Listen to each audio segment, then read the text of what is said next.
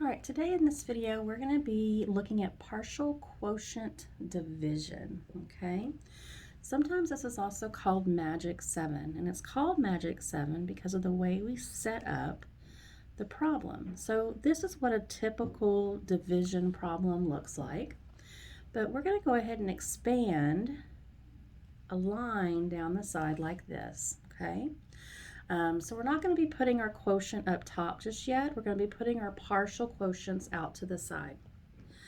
All right, so when I do partial quotient division, I always think of some easy factors I can multiply my factor of 5 by.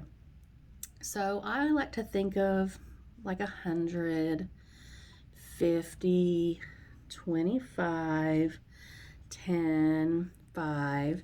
You may have others that you want to use because you really could do any factors at this point. These are just the ones that are very friendly for me to use, that I can do most of the math in my head, okay? So I'm going to start out with 100 over here and see if 100 would be a good partial quotient for me to use. So 5 times 100 is 500. So that's less than 792, and it's pretty close, so I'm going to go ahead and use 100 as one of my partial quotients. So 5 times 100 is 500, and then I'm going to subtract and see what I have left. So now I have 292 left, okay? So I'm going to think to myself, what about 50 times 5?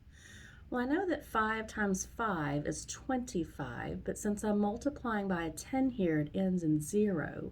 So that would be 250.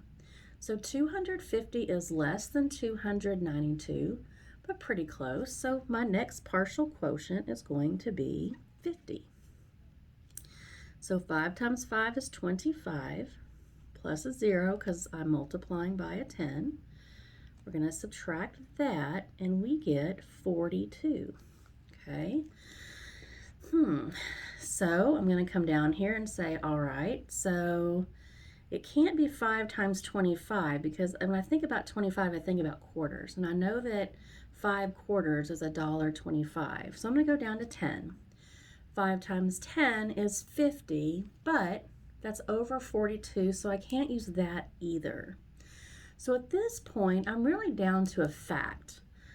So I could use 5 times 5, but I'm not going to use 5 because I know that 8 times 5 is 40. So that is very, very close to my 42 here. So I'm going to use 8. 8 times 5 is 40, and that leaves me with 2. So 2 is less than my factor of 5 here. It's less than my divisor. So I know that I can't divide any further.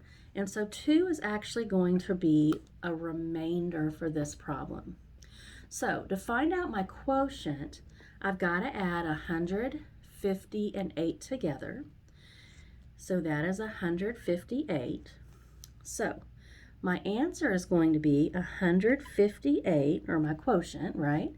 Remainder 2 for this problem. So 792 divided by 5 equals 158, remainder 2.